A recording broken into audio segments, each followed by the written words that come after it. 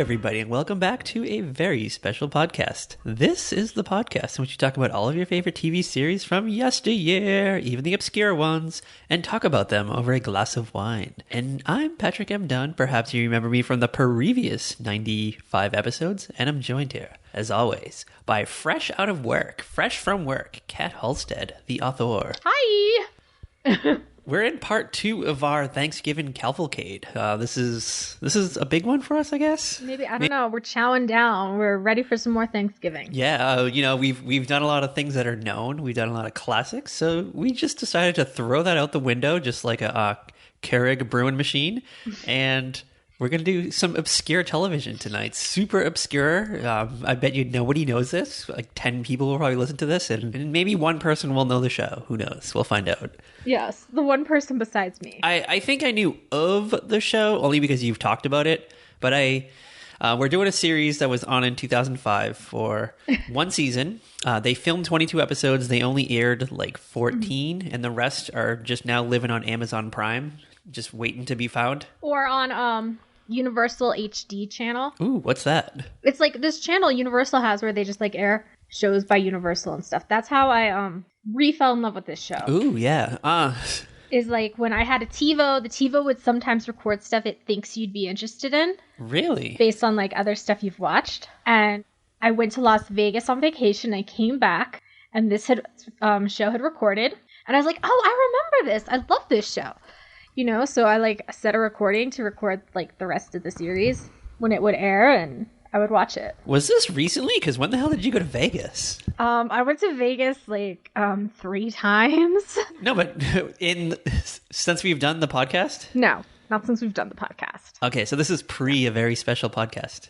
I haven't gone to like Vegas since like before I lived in Minnesota, so been a while since Kat went to Vegas. I was going to say, did you like sneak out for a hot weekend and I didn't know about it? And just lived it up? Went to Piece of Me by Britney Spears? I'm pretty sure like you know almost everything that goes on in my life. I was like, I don't know, maybe you had like a social media blackout weekend and just went nuts, but I don't remember one, so. No. And anytime I've had a social media blackout, you know about it. Yeah, I think you texted me earlier today and you said, I've deleted Twitter from my phone, so if you need to reach me, text me. And I was like, if it was like super important, text me. I was rummaging through my mind trying to think of fake texts that I could send you that would seem important. My mind drew a blank. I was tired after I got to work today, so I took a nap, and then I rewatched Out of Practice. I watched it again for a second time, and I enjoyed it. I enjoyed it just as much. It's a very enjoyable show. And then while I was waiting for you to get out of work, I was just online reading Thanksgiving tips from Martha Stewart. So that was my evening in a nutshell. Ooh. Yes, I was like kind of expecting a text from you when I got out of work, but I didn't see one. I only had one from Ryan. Ooh, yeah, I did put my phone down for a little while because I was letting it charge, and I was on my laptop, as I said, reading Martha Stewart Thanksgiving tips. So if you're interested, tweet me at Patrick M. Dunn and I will send you the link to the article. Yeah, well, you know what? The Twitter app is just being like a bitch on my phone. So I was just like, I'm done. It keeps saying cannot retrieve messages. I have to go onto my laptop to read like half the stuff you send me because it just like won't load on my phone. So I'm just like, I'm done. Scandal. It's a Twitter scandal out there. So yeah. Shall you describe what this series Out of Practice is about? Do you have a description handy? I do have a description. Basically, it is a sitcom about a family of doctors. The Barnes family. Except for one member, the youngest son, Ben, is a marriage counselor. He dropped out of medical school. So he's, in a way, the black sheep of the family. Yeah, they make fun of him all the time. I think he will occasionally offer like psychiatric advice, and they just kind of laugh at him. And they're just like, oh, Betty, leave it to the doctors, please. Yes. Poor Ben. But they all work in the same hospital in New York. Oh, they do? Ben is going through a divorce. He was married to a woman nobody in the family liked. And they can't get her name right. Yeah, which comes up several times in this episode.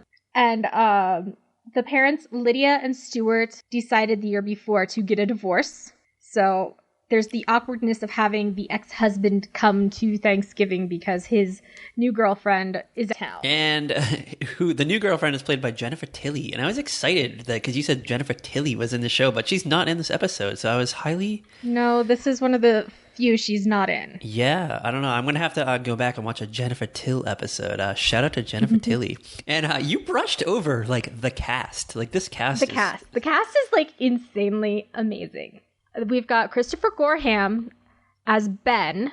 We have Stockard Channing as Lydia. Henry Winkler as Stuart. Lydia and Stuart are the parents. We've got Rizzo and Fonzie as the parents. And Paula Marshall is the sister. And Ty Burrell is Oliver, the older brother. Yes. All right.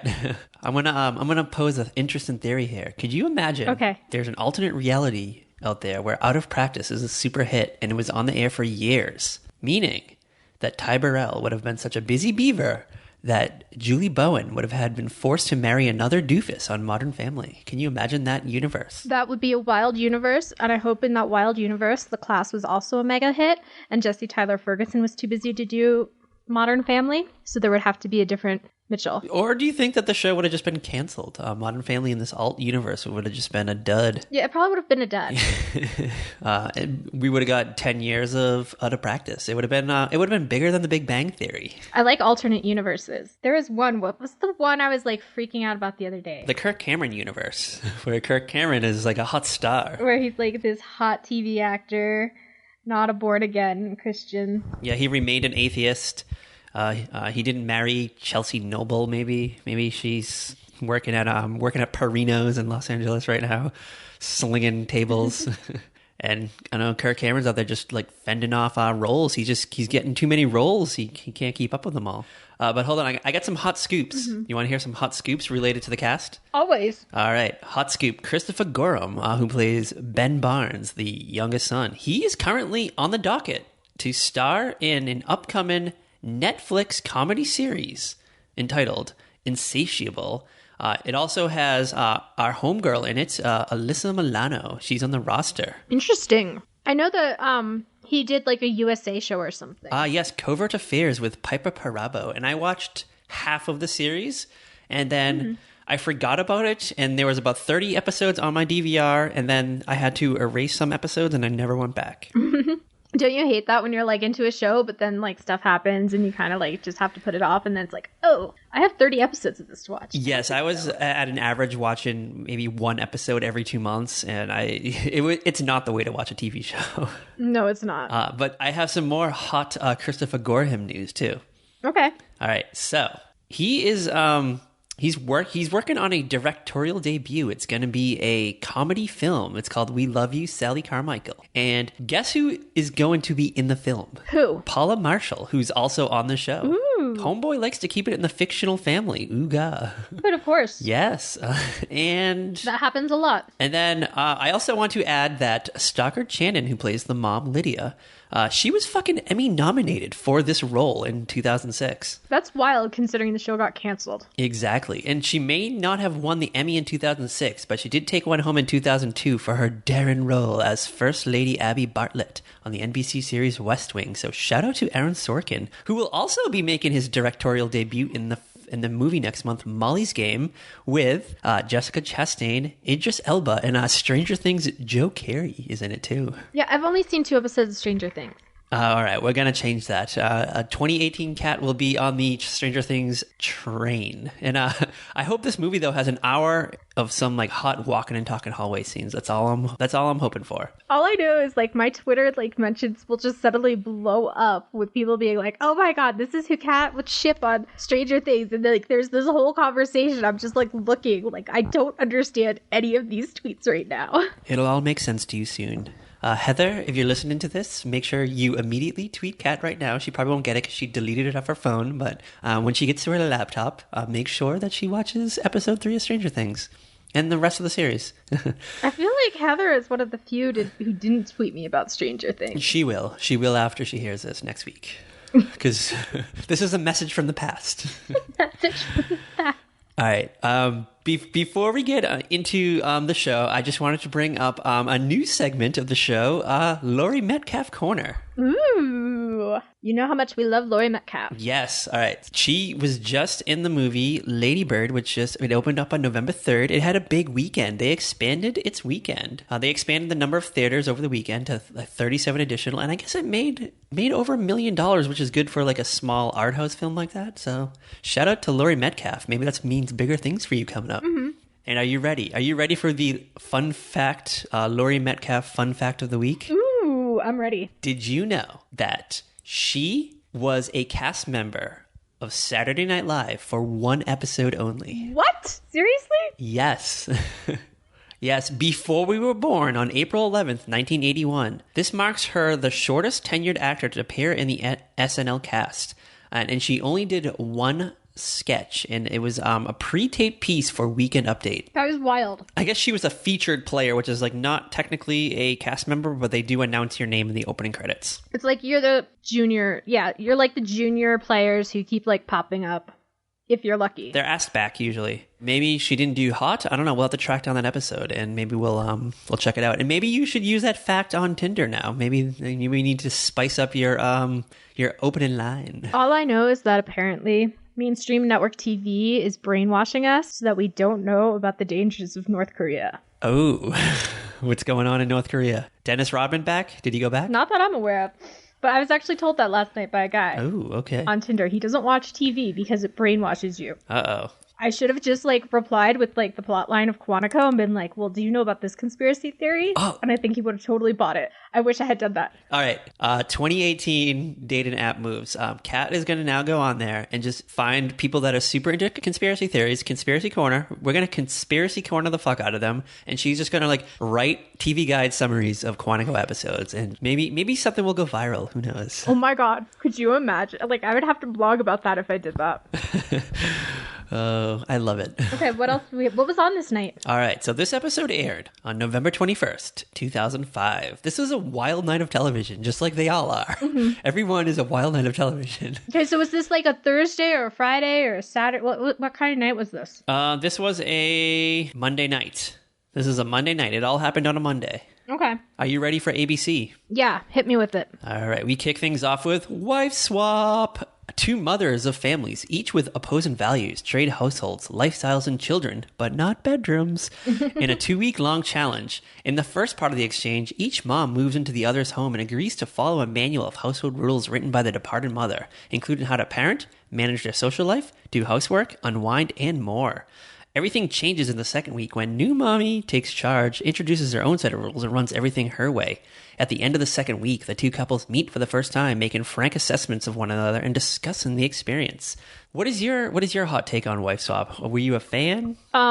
I like Celebrity Wife Swap. Yes, and I want to bring up my favorite episode of Celebrity Wife Swap. We have to track this down, and we are definitely doing it as an episode of the podcast. I think I even said it once before, but the Alan Thicke and Gilbert Gottfried episode. Yes, totally. I love that one. It is wild.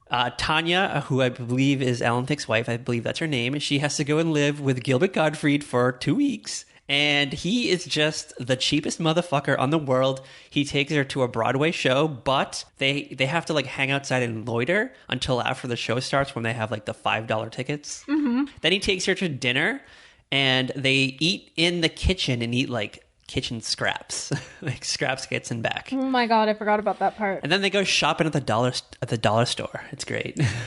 Oh my goodness. And I remember they show Tanya, she walks into Gilbert Gottfried's house, and it's a really nice house. Like, it's a super nice house. And you know how they always like have to leave a clue of like who the actor is going to be? Mm-hmm. And she sees Iago, the parrot from Aladdin, and she's like, oh, fuck, it's Gilbert Gottfried. And then he just like emerges out of the shadows. It's great. We have to track this down. It was on YouTube for a little while, but then they took it down. So oh, darn it. I'm sure you'll find it. I actually really enjoyed Alan Thicke's reality show he had. Ooh. That was from Canada. I don't think I know this. What is this? Tell me about it. Tell me more. It was just like his life with his wife and his youngest son in their like California home. Like Robin would drop by once in a while. I think a couple of the Growing Pains kids dropped by. Did our homeboy Jeremy Miller stop by and just hang out for a little bit and have like some beers with Alan? I think Jeremy definitely showed up. Maybe Tracy. No Kirk though, or Leo. No. No Boner. I'm pretty sure the actor who played Boner passed away. Suicide. What? Yeah. He did? Ooh. It was like 5 years ago, dude. Ooh. So what else? So after White Swap, what else was on? 9 o'clock, NFL Monday night, the Green Bay Packers versus the Minnesota Vikings, your old hometown heroes. And spoiler alert, they beat the Packers 20-17. Ooga. Skull Vikings. You're not a Vikings fan though, right? No, I'm Broncos. So how was it living in Viking territory when you were a Broncos fan? It was really weird because the part of Minnesota I lived in was like Viking and Packer territory because it was like you cross the river and you're in Wisconsin. And our TV came from Wisconsin for the most part instead of Minnesota because that was like the closest affiliate. It was like across the river, like the next town over. Yeah, you had all the Wisconsin channels. Yeah. So that must have been wild, like a Green Bay and a Minnesota Vikings game like in one night. There's probably like at the bars there's probably like fights. That is like the best time to go to Walmart though is when the Vikings and the Packers are playing. Because nobody's out. That is like the time to go. That's the time to go. And it's like supermarket sweep. You get the whole place to yourself. Like, yeah, you get like the whole place to yourself. You don't have to like deal with all these screaming kids. Because I hated going to Walmart in Minnesota. Because there were kids everywhere. Like, I go to Walmart now and there's not like kids running around like wild animals. In Minnesota, they were. What is a Colorado Walmart like? I feel like every Walmart, wherever you go, even in the middle of the woods, is just loaded with kids and teens and old people and people that ride around on those little carts, those little electronic scooter things, because they don't want to walk. Well, some of them can't walk. No, most of them can walk. They just choose not to walk. You know, it's like just going into Walmart, but there was something about Minnesota where it was just like parents did not like control their kids. These kids would be just like everywhere. And that was like one of the reasons I really hated to go to the Hy-Vee because they had smaller aisles than like a Walmart or like any other grocery store. Like for some reason the aisles were like, I swear they were just like more condensed. So like you couldn't move because these kids would be like running around. I'd always be like ready to lose my shit on some parent. Be like, get your kid the fuck out of my way, bitches. Was it an old-fashioned place? Because I think there's like laws now that has to be like a certain width. Unless it was grandfathered maybe. No, it's probably, I don't know. It was like it was nice and clean though. Ooh, okay. Yeah. Well, you never have to go back there, so. That's true. Not even by accident. Yeah, I'm like, I'll be like looking for jobs and they're like, Minnesota. I'm like, fuck no. You're like, girl, no. Not doing it. It's too cold. It's too humid. I have some dignity. No, thank you. All right, are you ready for CBS? Yes, but it was on CBS because I feel like it's right before they like really hit their stride with comedies again. Oh, I don't know, because at 8 o'clock, our gal pal Leah Remini and her boo Kevin James, King of Queens. The series about Doug Heffernan, who puts in a long day's work delivering parcels and comes home each night to his loving wife, Carrie. Unfortunately, though, he also has to come home to his wacko father-in-law, Arthur, played by Jerry Stiller, friend of the show. I think. Jerry Stiller was my favorite thing of King of Queens. Oh, I fucking love Jerry Stiller still. I love King of Queens. I love them all. I love them to pieces. Come back to us, King of Queens. Basically has with Kevin Can Wait. Yeah, but you know what? They could just reboot Kevin Can Wait right now and just make a King of Queens and I'd be okay with it. Because justice for Aaron Hayes. Hashtag it. Yeah, hashtag justice for Aaron Hayes. All right, are you ready for 8:30? Yes, what was on at 8:30? All right, How I Met Your Mother, a season 1 Thanksgiving episode of the series entitled A Belly Full of Turkey. I just rewatched that one. Yes, we spent Thanksgiving with Marshall's family, and it's super stressful because Lily thinks she might be preggo. Plus, Robin and Ted spend the holiday volunteering at a homeless shelter, and they are surprised to bump into Barney Stinson. Volunteer of the year. Volunteer of the year. I've never seen that episode, but we might have to do it. Maybe we'll do it next year for Thanksgiving. Oh my god, it's so good. Add it to the list. Ted and Robin and Barney go to a strip club. Ted freaks out his kids because he makes them think that a stripper is their mother. Ooh. He meets the stripper at the end of the episode and he goes, she says, oh, my name is Amber. And he's like, my name's still Ted. She's like, actually, my name is Tracy. And he goes, I get that, kids. This is the story of How I Met Your Mother. And they go, what? Ooh. He totally like faked them out. It was awesome. And for years, people would argue that the mother's name wasn't Tracy. I forget. Is the mom's name Tracy? Yes. Okay. And she dies. Yes. Spoiler alert. Too late. Spoiler alert. It's off Netflix, but it's on Hulu. Mm-hmm. All right. Everything that we've talked about, that conspiracy where we're saying everything that goes off Netflix goes on Hulu is true because I saw what else just recently left Netflix and I saw it on Hulu earlier. I don't remember. There was something though. Heather, if you listen to this episode, tell us what we talked about like a few episodes back that was leaving Netflix. It's on Hulu. Okay. Are you ready for 9 p.m.? Hit me with it. Manly Men, 2.5 Men, the wildly icky show starring Charlie Sheen and blah, blah, blah, blah, blah. Let's not talk about it. Let's move on. John Cryer's cool. He's okay. But we don't talk about Charlie Sheen. Yeah, we're not going to talk about Charlie Sheen. Let's go to 9:30. Out of practice. Ooga.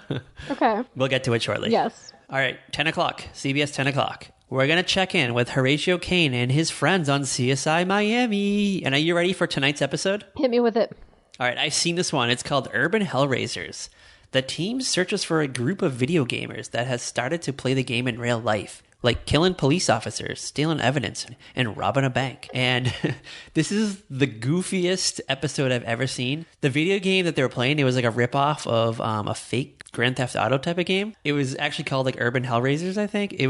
It's crazy. It's the craziest episode ever of CSI Miami. We have to find it and watch it. Okay. Add it to the list. Add it to the list. All right, are you ready for Fox? Okay, what was on Fox? 2 hours. 2 whole hours of Prison Break. Okay. The story about the brother of a young man scheduled to die on death row is convinced he did not commit the crime and gets himself incarcerated alongside his brother in order to break him out. The series lasted for 4 seasons on Fox, ended its run, and then came back last spring, but totally not sure if it did well or not. Honestly, I never watched it. I was always like confused by the whole thing. Like, the guy designs the prison, gets himself thrown in it so that he can break his brother out. Yeah, the first season's really tense and stressful and enjoyable, but then the show just falls off the rails after there. But do you want to hear about some wild stunt casting? Totally. All right, the 2 brothers on the show, Wentworth Miller and Dominic Purcell, they reunited as villains on The Flash, and then crossed over to The Legends of Tomorrow. So I guess they're still friends. They hang out. And, okay. Wentworth Miller on The Flash is great. He plays Captain Cold, and he's over the top as fuck. I think you'll enjoy those episodes with him. Okay. You should seek him out.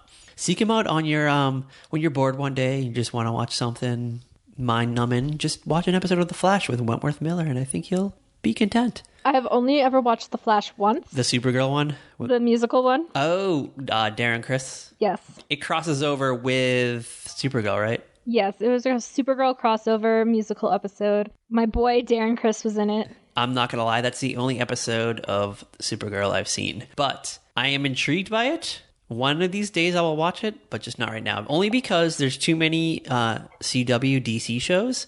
And they're hard to watch one at a time because sometimes they cross over with each other, and I just don't know the order. I don't know the order to do it. It's like trying to read an X-Men comic book in 2018, 2017, whatever year it is. Why do you keep jumping to the future, Patrick? I don't know. Maybe I'm from the future. Dun, dun, dun. Conspiracy Corner. Conspiracy Corner. All right. Are you ready? Are you ready for NBC? Okay, what was on NBC? Because I can tell you right now, I did not watch anything this night so far. All right. NBC, 8 p.m. Surface. Are you familiar with this? Not at all. I watched this once. I wasn't into it, but this was a series starring the lovely Lake Bell, who played a marine biologist whose life is crossed with an insurance salesman and a teenage boy, and they find their lives fundamentally changed by the emergence of a new and often dangerous species of sea life. Meanwhile, government agents work to keep the affair under wraps. All right, so this is a show that deals with the possible implications of genetic engineering and biotechnology and cloning. And it was one of those shows that tried to capitalize on the success of Lost with its deeply rooted mythology, but unfortunately didn't work out. It was canceled after 1 season. I don't even think it finished its season. I doubt it did. But it's there. And I love Lake Bell. Are you a Lake Bell fan? No, I am not. I couldn't tell you what Lake Bell looks like. Oh, she's a very attractive woman. She's probably the same age as us. She's in How to Make It in America, which was a short-lived HBO series. She's in a movie where she plays a voiceover artist. I think you should check her out. She's a fun gal.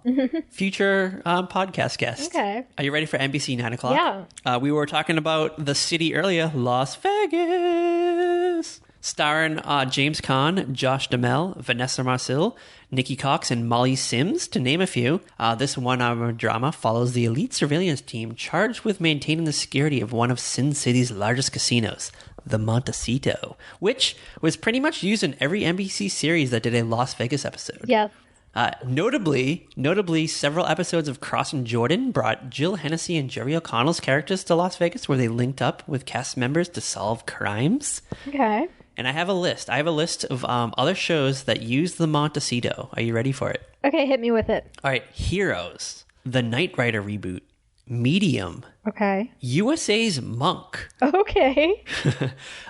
Passions, which also featured Nikki Cox's character in that episode. You know what? I think there is a very good chance that it was one of... No, was it Justin Hartley's character who could have been the one? Maybe. It might have been Justin Hartley's character, his introduction. I'm going to have to look that up later. Yeah, that'll be a takeaway. All right, and then are you ready for the last series that featured the Montecito? And this is a shocker. This is a fucking shocker to me. This is wild. And I need to know more about how this is used. Are you ready? Tell me. Stargate Atlantis. What? Yes, the Sci-Fi Channel show. Okay. Huh. Yes. All right. And I have some even more crazier Las Vegas tie-ins with other shows. All right. In the final season of Las Vegas, Tom Selleck joined the cast. Yes. He replaced James Caan, I think. He was like the new owner maybe or something. I forget. Mm-hmm. All right. So they did some stunt casting. They brought in Roger Mosley and Larry Manetti, who played TC and Rick respectively on Magnum PI. They brought them into an episode of Las Vegas. Okay, I kind of maybe remember something like this. Yes, and also there's some mumblings that there might be a Magnum PI reboot in the works that we were talking about in our private DMs earlier. Yes, I've been hearing that the team behind The Blacklist is putting together a Magnum reboot. Will it be on CBS? I don't know. I think it might be on NBC. That's wild because... I don't know. Because originally... Because, I mean, I know originally it was CBS. Well, originally, Magnum PI was like a quasi spin-off of Hawaii Five-O, and I have a feeling that Hawaii Five-O was ending this season. Yes. Like the Hawaii Five-O reboot. Well, they lost like half their cast last year. Yeah, and so it seems fitting that, you know what, let's roll into a Magnum PI reboot. It does. Well, I think CBS already tried to do a Magnum reboot, but it didn't work. Well... But they didn't have this particular actor as Magnum. Ryan Eggold. Is that who's in the running? Yes, that is who is rumored. And he's sporting a mustache now. Yeah, I was going to say. His character is in danger on the Blacklist. If you're going to do a Magnum PI reboot, you definitely have to have a mustache. And shout out to the guy who played Higgins. Is it Higgins? Was that his name? Yes, it was Higgins. Who recently passed away. So we're going to pour one out for you. Cue the Boyz II Men song. All right. Are you ready for NBC 10 p.m.? Yeah, what was on after Las Vegas? All right, I briefly teased it a few minutes ago. Medium, starring our girl, Patricia Arquette as Alison Dubois, who sees dead people, and she uses her gift to provide justice for those who no longer had a voice. And she links up with law enforcement agencies around the country and solves crimes. Love it. Were you a Medium fan? Nope, never watched it. Ooh, I think you'd like it. It's very fun. It's a fun show. Very procedural, but it does have a mythology to it. The only show I watched that we have discussed this night, that I actually watched like that night, was Las Vegas. Ooh, okay. Well, shout out to Las Vegas then. And it was probably because I recorded it on VHS while I was at work. But guess who's making an appearance tonight for the final network? WB! Yes! Are you ready for a little WB action? A little Warner Bros. All right. 8 p.m., a Thanksgiving episode of Seventh Heaven, the popular WB and later the CW series. Okay, I totally watched this, whatever this was. It ran for 1 million years, which follows a reverend and his largest family during some trying times, the 90s and the early 2000s. And we're not going to talk about it. Yeah. But are you ready to end our night? We're going to end our night off with a whimper, I guess. Okay, what was on after Seventh Heaven? All right, ending off our night is Related, a comedy drama that revolves around the lives of 4 close-knit sisters of Italian descent raised in Brooklyn. It starred Jennifer Esposito, who was on NCIS most recently, our homegirl, Keely Sanchez, who wanted to play Nikki on one season of Lost, who was a much better character than Kate, let's throw in.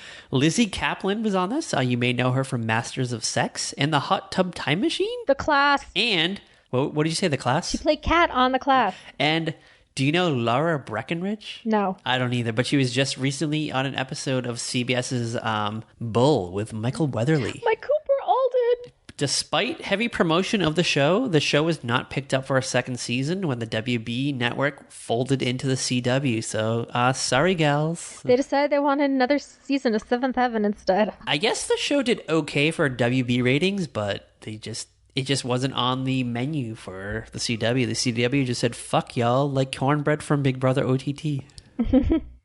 And that was that night of television. That was a wild night, I guess. Very controversial.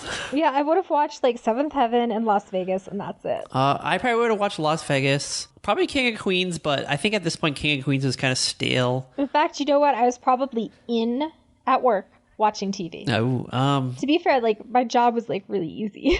I had to sit at the info desk, College Union building, and like I'd have to go like check things out every so often and do a round around the building.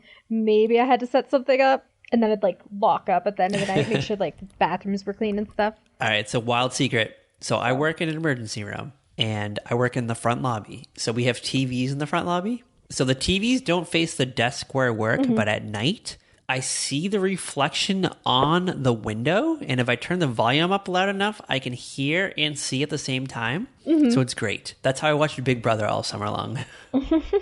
It only works at night. So now that it's getting dark earlier, it's going to be great. So I can see like the 8 p.m. shows. I didn't even have to like stay at the desk. I could just go into the lounge and watch the TV. So I would do that. All right. Shall we get into Out of Practice? Yes, let's discuss Out of Practice. I think you should take it off. I think you should bring us into what's the episode called? Thanks? Is what it's called? Yes, the episode is called Thanks. It is season 1, the only season, unfortunately, episode 9. And in this episode, the family is gathering at Lydia's apartment for Thanksgiving, and things are a little awkward because there's, of course, Lydia is down on Regina about how she's dressed, how she's wearing her hair, and Regina's just like, oh my god, Mom, you're never going to be happy with anything. You're never happy with like how I dress, how I look, the girls I bring home. Yeah, well, she's wearing like a hot cheetah print jacket at Thanksgiving. That's later. That's in one of the flashbacks. Oh, it's a flashback? Okay. That's a flashback. Okay. But she's wearing nice jeans, and she's like, it's a nice cute top.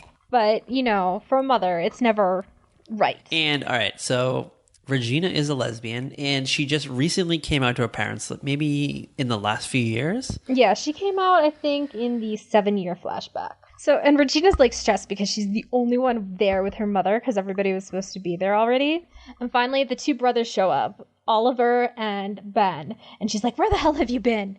And they're like, oh, we had to catch a cab. We're not that late. She's like, I've been here for 20 minutes alone. LOL, but Ben and Oliver had reasoning because Thanksgivings in their household is always a shit show. So I guess it's best to err on the side of caution and roll up to the club fashionably late to avoid the hot mess. Yeah, like, I don't know. Are your Thanksgivings usually a shit show? No. Mine either. It's just like a casual affair. It's just, you eat, you maybe watch TV, you play some video games if you're lucky, and yeah, it's like there's football playing on the TV, there's like kids running around, it's just like a big family meal. It's not like stressful like they're making it out to be. And now that I live in Myrtle Beach away from everybody I know, I just stay at home and just I binge watch whatever the fuck is on Netflix. I'll probably watch like The Punisher this year because I have nothing else to do. Oh, see, I'm going to my stepbrother's house in Denver. Ooh, you're going to Denver. Mm-hmm. Fancy. The Mile High City. The Mile High City. You're going to check out Carrington Oil while you're there? No. I will probably get dragged down to the playroom with the kids and you're going to be the fun aunt. Try to claw my way out, but I won't be able to because it's Aunt Cat, you have to stay with us. Aunt Cat. You should show up wearing a cheetah print jacket and maybe you'll get out of that because they'll think you're being crazy. Yeah, that wouldn't be that weird for me.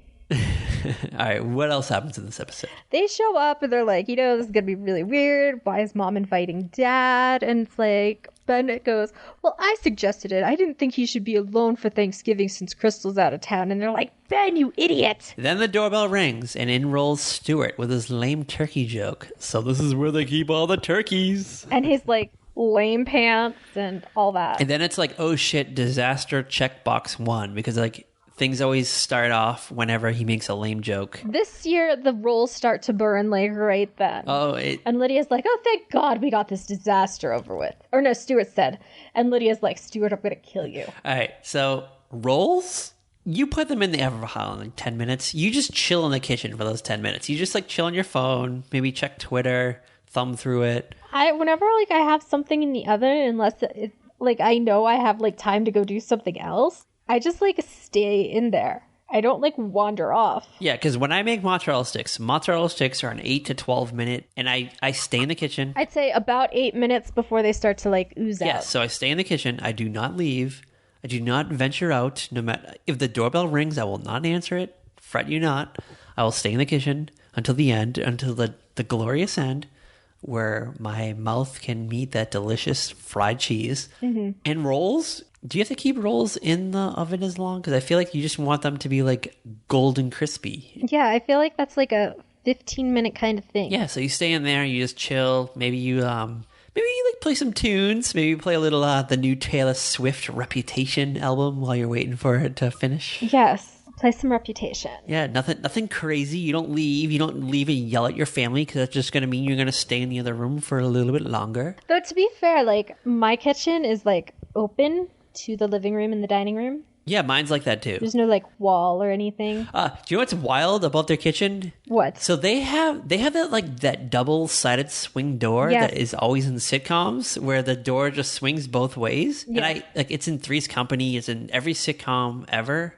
But you never see it in real life. I've never seen one of those in an actual human kitchen that's like in a home. You haven't? You've never seen a swinging kitchen door? In a restaurant, I've seen it, but not in like a house. Oh my gosh. Like almost every house I've lived in, like every actual like house, no, where it's not like an open kitchen, has had that. Really? Yeah, like the house I grew up in New Jersey, the house we had in Salida, other houses, yeah. I just thought that was like a sitcom thing. I've never lived anywhere that had that. No, it swings so that you don't have to like, so you can just push on it instead of like having to grab a handle. Yeah, I understand like the convenience of it, which makes sense. You've never seen one? Like, that is wild to me. I mean, like that you've never seen one. No, I've seen in real life in a house.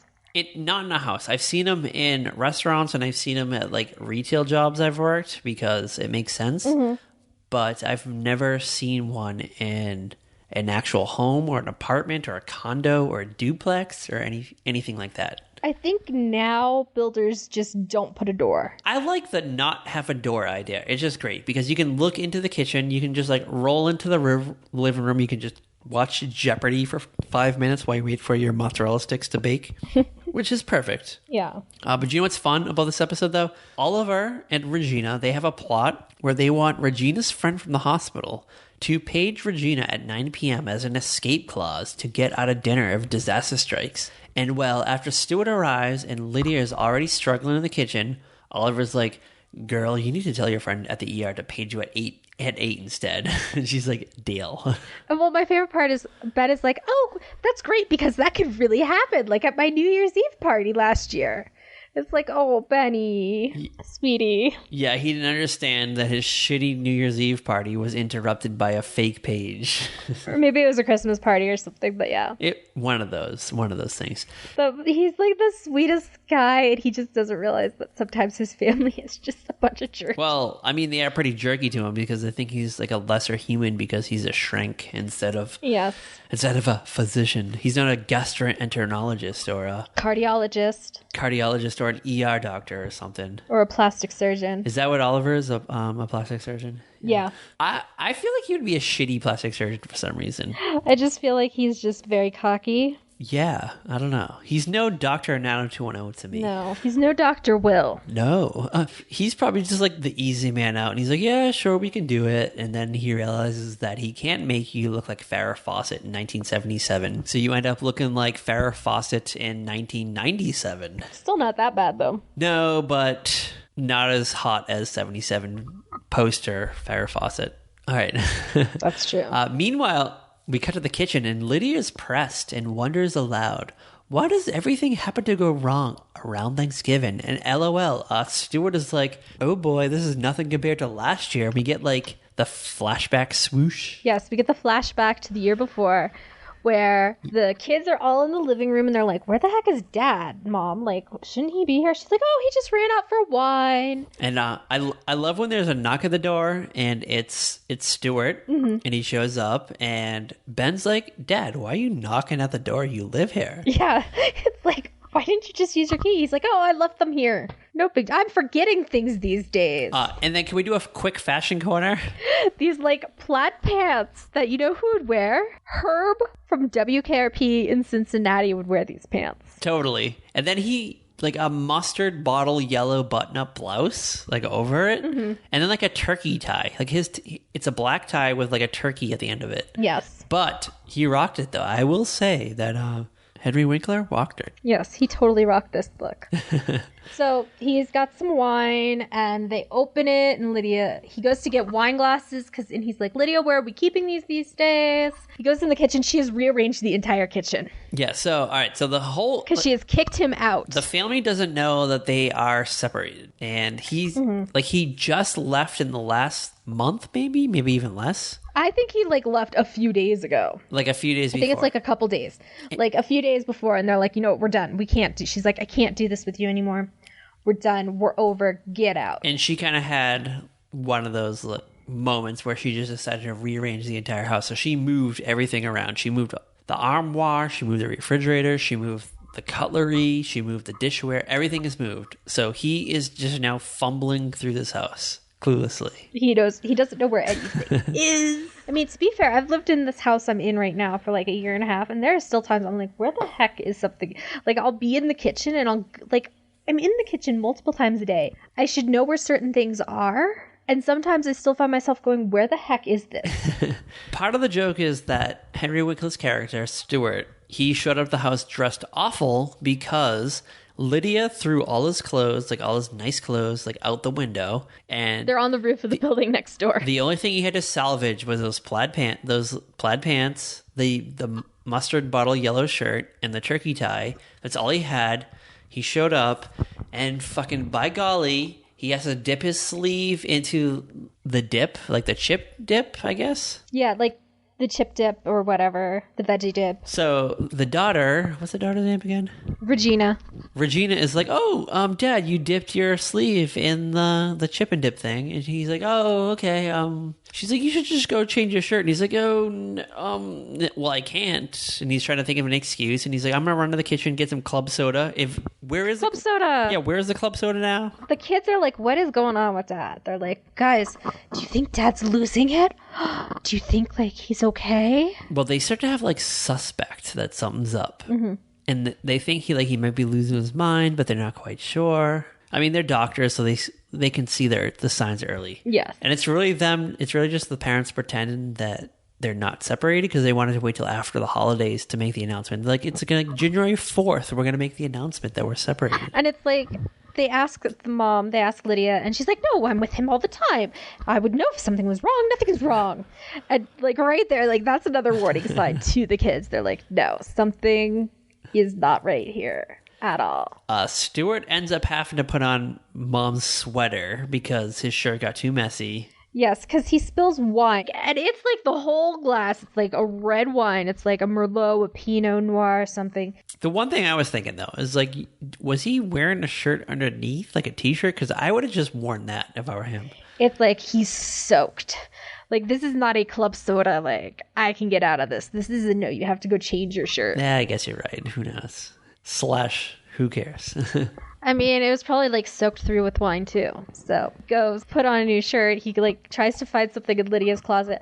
And I feel like there had to have been something better he could have gone with, but he goes with this black sweater that's embellished. It's got, like, a nice neckline, like a V, not even, like, a full V-neck, but, like, it's a nice, like, stylish neckline, and very obviously a woman's shirt. Yeah, it had, like, sequins on it. Yeah. It was... or beads or something. Those little, like, fake... It looks like it might be diamond beaded. Yes, it's like, it's really like nice. In a shape, in a design. And he comes out. It's obviously a woman's shirt. It's, like, very tight on him, too. So you kind of just see everything. Everything's exposed. And they're just, like, he comes out and he's like, all right, let's do this.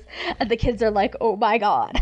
They're like, Dad. He's like, that's Mom's blouse. And Stuart's like, no, this is mine. He's like, no, it's Mom's. I gave it to her for her birthday. We cut back to the present, and Stuart and Lydia, they're in the kitchen. They're kind of like talking. For some reason, they put their Thanksgiving turkey on like a trade cart. Yes. I don't know why. Because it's a TV show. Regina wheels it in front of the swinging kitchen door for some reason. I don't know why, but she puts it in front of the door. Because she has to open the thing to get to the water pitcher. Okay. She has to open like the buffet or whatever. So it's in front of the swinging door, and someone, I believe it's like the dad. Stuart leaves. No, I think it was Oliver. Like, everybody goes to get stuff. Or maybe it is Stuart who finally comes out, and he opens the door as swings, and the turkey on the cart goes flying out the window because the window is open. Yes, it's very like that episode of Mad About You that we did last year. It just flies out the window. It lands in the middle of the parade for some reason. I don't know why. Okay, I'm like confused about what time of night it is, because the parade is a morning thing. Yeah, see, I always wondered that because it's early in the morning. The parade's going on. Well, I mean, I guess you're gonna cook your dinner all day. I think most people eat early. Yeah. Didn't we establish that previously? Yes, but then they're like, yeah, we eat early. Like 1-ish, 1 or 2 p.m. 1 or 2, like, usually. I think last year we, like, waited until, like, later. I feel like you want to eat early so you can go home and just, like, collapse and... Yeah, just so you can, like, you do the family thing and then you're, like, done. You're done with it all. You don't want to drive at night. I hate driving at night. Yeah, you want to have like your 1 or 2 glasses of wine at like 1. Be okay by like 6. You're over it already. Mm-hmm. You're full. But they're like trying to get out of dinner by like 8 o'clock. Like I'm kind of like, wait, what? How late is this? And there's a parade. The Thanksgiving Day parade is going on that late. No way. The parade does not go on that late. The parade is done by noon. Yeah, that shit is like 8 in the morning. Yeah, it's like you got to get up early if you're gonna like go and watch the parade. Gotta get up early. You gotta take the train into the city. You gotta like find your spot. If you're lucky, you're like at an office where you can watch the parade from up above. Otherwise, you're outside freezing your ass off. Can we talk about how now that the turkey is tossed out the window, they were forced to order Chinese food? Yes, they had to order Chinese food. And the driver, everybody like ran over the turkey. Yeah, well, he rode his bike there and he ran over the turkey. And did he hit his head? Is what he said? Yeah, he hit the turkey and dropped the soup. So the soup is ruined. But he didn't hit his head. He just he brings up the food. And they're talking. He's like, I dropped your wonton soup. I had to like dodge a turkey in the middle of the street. And it's like a turkey that's been like run over by like several cars already. And it like nothing's happened to it. And Lydia's like, I overcooked it. Then for some reason we get like a flashback. We get another flashback to 7 years ago where Oliver is dating a lady friend, Sharon, that I guess Regina is having a lesbian affair with. Yes. So we get another Regina Lydia moment where Lydia's like, just like, why are you dressed like this? Why is your hair like this? Why can't you put on some lipstick? Why can't you meet a nice guy? And, you know, Regina's like at the point where she's like, she knows she's gay. She just hasn't come out. I want to point out that Sharon, who is Regina's girlfriend in this episode, is played by Kristen Miller. Did you ever watch the show USA High? I did. Kristen Miller was on that show, and she's the girlfriend in this. So shout out to Kristen Miller and being relevant in 2005. She showed up, and I was like, I know that girl. Why do I know that girl? Every time I've watched, like, I never like looked it up on IMDb before, but I did the other day. I was like, okay, who does she play? I was like, who is this girl? I was like, why is she so familiar? I know it's not because I've seen this episode like 20 times. It's got to be something else. But we'll have to track down an episode of USA High because that was a fucking great like follow up to Saved by the Bell because it was like a modern day Saved by the Bell in like 2000-ish, early 2000s. Fun show on USA Network. I feel like they used the Saved by the Bell college years set for that. I think it was on around the same time they were still doing Saved by the Bell, the new class. So I think they shared the same set because it was definitely a Peter Engel production. Yes. I do want to throw out that Stuart is wearing the same plaid golfer pants in the 7 years in the past flashback. So, and this is his first year. He's like, I'm trying something new this year. I'm wearing these pants. And Ben is like in medical school. He's just started to date this new girl, Naomi, and nobody remembers her name. They're like Nadia, Nora, anything that begins with an N, Nita, everything but Naomi. They already don't like her because she is basically a social justice warrior, like living, breathing, not just behind a keyboard. She's like actually going and trying to do stuff. And she's a social justice warrior before social justice warriors were like a thing. Shout out to like actual social justice warriors though, and not someone that just retweets stuff. Let's just throw it out there. So is Naomi actually ever make an appearance in the show? She makes one appearance. She comes back. She like just shows up at Ben's apartment, which used to be theirs, and she's like, "Oh, I need a place to stay." And like they sort of almost get back together, but like the thing is, she always has to go run off to these different causes and these different protests. Who plays her? Oh my god! Like I think she was. If I saw her, I would. Oh, she's on. She's one of those girls on the show on Lifetime. The dating show. She's one of the producers, not Sherry Appleby, like the other one, I think. Sherry Appleby. Well, shout out to Sherry Appleby, who I know and love. Who was in the first and last episode of ER, but not as the same character. Ooh, really? I didn't know that. Yes. She's also in Roswell and what was the show on the CW about? Life Unexpected. Yeah, Life Unexpected. That was a fun show. I wish that was popular. Kerr Smith was on that show as her boyfriend. Yeah, shout out to Kerr Smith. Listen to our Final Destination episode and you will hear more about him. More will be revealed in his gray hair now. The actress that played Naomi, she was in House of Cards the first season. Not Kate Mara, but the other reporter. Like, if I saw her, I would know her. I don't know her name. But you totally know who I'm talking about. Do I gotta Google this? Mm-hmm. All right, what are the Google criteria? House of Cards, season 1. What is that show on Lifetime called? The dating show. Behind the scenes of a Bachelor type show. Oh my god, Josh Kelly is in it. Kristen Connolly? I don't know. Share your screen. I don't have pictures of it. Hold on, I gotta figure out how to share my screen. Constance Zimmer. Oh, Constance Zimmer. She was Rosalind Price on Marvel's Agents of S.H.I.E.L.D. and Claire Sims on the ABC legal drama Boston Legal. Shout out to her. Yes. Yeah, she was great. I loved her and everything I've ever seen her in. And she died. She died on Agents of S.H.I.E.L.D. Her character was killed. All right, so Naomi, we just recently learned after some extensive Google research that Naomi is played by Constance Zimmer, who... Yeah. She's like an older-ish actress. I guess so. She was born on October 11th, 1970, making her 47. So I guess Christopher Gorham's character liked the older gals. So, I mean, all power to him. I guess older gal. Stifler's mom, she had the sexual prowess as an older woman. Oh my gosh. So, this is the year Regina's figured herself out. She's just recently figured it out, as we will learn. Ben's kind of hey, whatever. He's happy-go-lucky. He's in medical school. This is before he's dropped out. He's got the girlfriend nobody likes though. And then Oliver and his girlfriend Sharon show up, and things get awkward because Oliver and nobody knows that Sharon and Regina hooked up. Until Ben walks into the kitchen and catches them kissing. Yes. So Regina, Oliver, and Sharon, they hung out maybe a few weeks earlier. They all just went out to a bar or something together. A couple nights before. It's only a few nights before. And Regina and Sharon took a cab ride home because I guess Oliver was just going to go home alone. I don't know. It seems weird to me that he would go home alone, but he went home alone. Sharon and Regina took a cab home, and they realized they had a lot in common. So they got hot and heavy. Yes, they got hot and heavy in the cab, and they cemented their relationship. And then when we cut to a flashback of the Thanksgiving after, now Regina and Sharon are in an open relationship with the Barnes family. So everyone knows that Regina is a lesbian. Yes, she comes out at this 7-year flashback. First, Ben walks in and he's like, whoa, is this for real experiment? She's like, no, I've done the experiment. This just confirmed the results. And then the mom walks in. I will point out that they did not actually show Sharon and Sharon and Regina making out. You never saw them actually kiss. No, that is true. I just realized that now.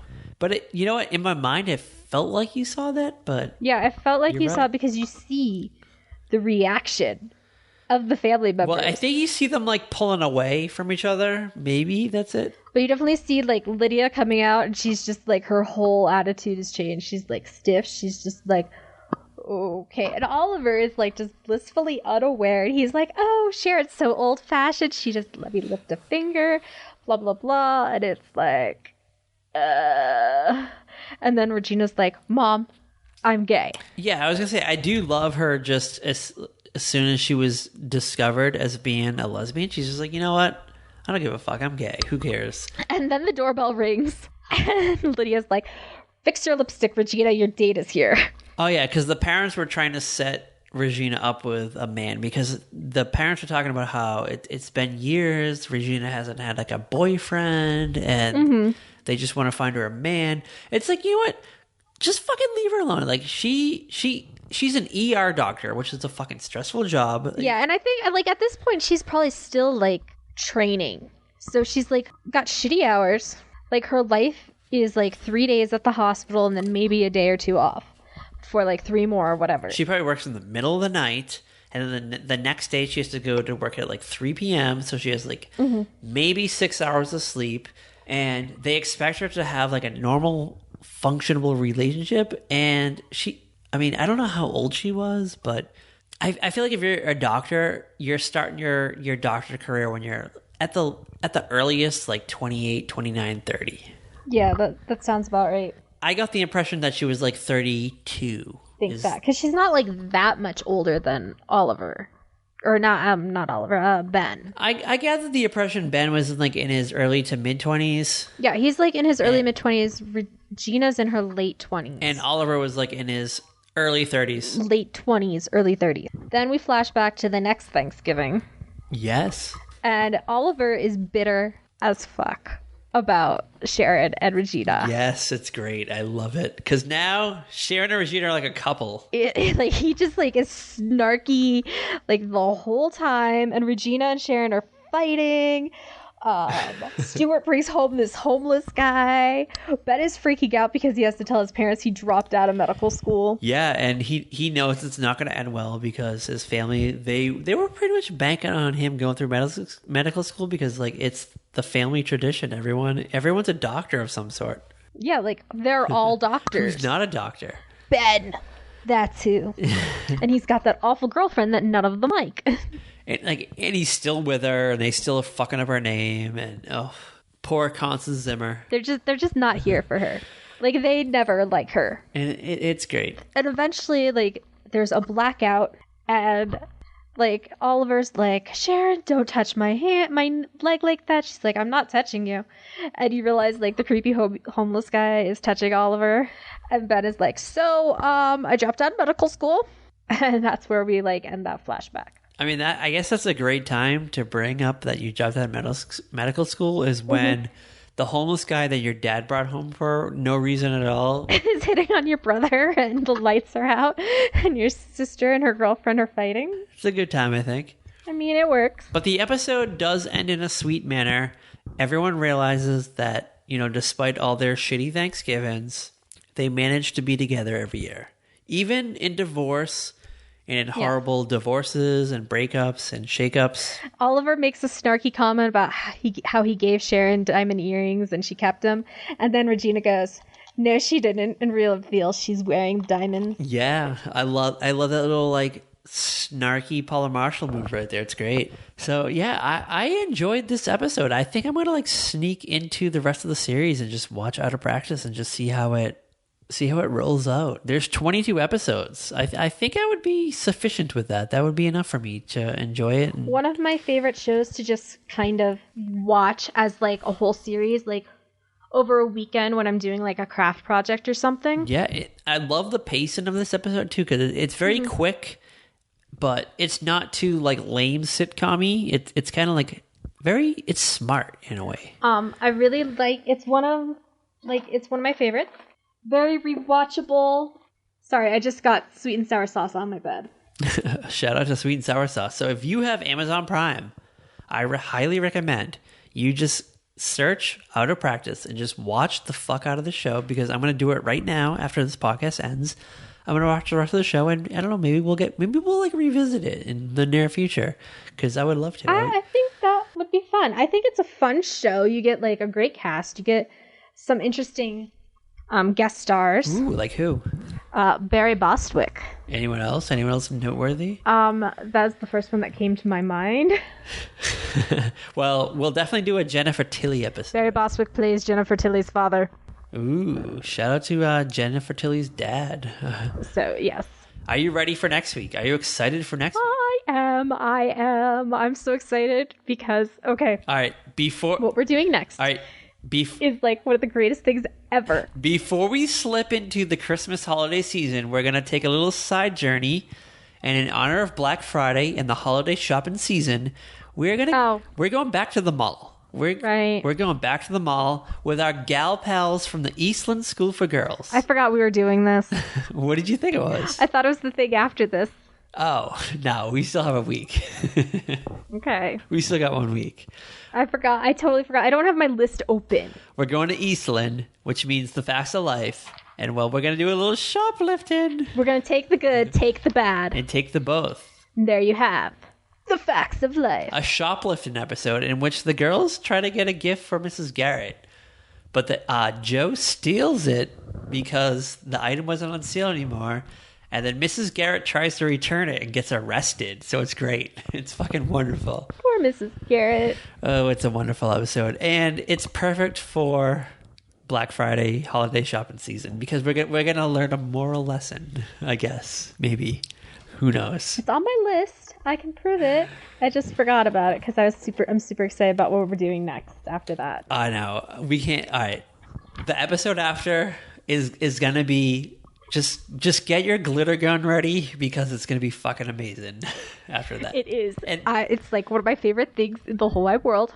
If you follow me on Twitter or Tumblr, you will probably guess what this is. Heather is probably like, "Oh my god, they're doing it." But we're not gonna say yes or no. We're gonna leave you hanging on that. But where can you follow us? You can follow us on Twitter at Very Podcast.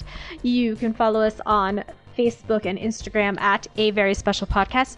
You can now find us on YouTube again. Just look up A Very Special Podcast and you will find our episodes. Yeah, seek them out. And of course, averyspecialpodcast.com. And we have some big announcements coming at episode 100, so definitely stay tuned. There's going to be the biggest announcement of our lives. And we've had some guesses. And they've all gotten it wrong. Yes, none of you have gotten it right. Yeah, so I don't see how anybody could guess this though. I don't know. It's definitely on Google searches, so you might be able to you have to know what to look up though. That is true. I have found it. I've done a few searches and I found it. But that's because you know exactly what you're looking for. That is true. But I will give a hint. If you use Sabrina the Teenage Witch in your search criteria, you might find it. That is a hint. You're giving it away. They're not going to find it. So we got 3 weeks. We got 3 more weeks. So as always, bye. Watch the skies.